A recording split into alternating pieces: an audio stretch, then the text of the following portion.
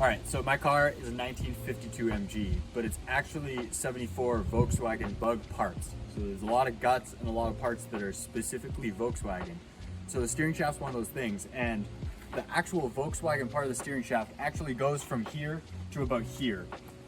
From there, I actually took this piece, which goes from about here to here, and this is from a 2006 Volkswagen Jetta. From there, I actually welded the Volkswagen Jetta part back to an 74 Bug part. Then this is where it actually connects to the steering box, which controls the sway arms and the tires of the car.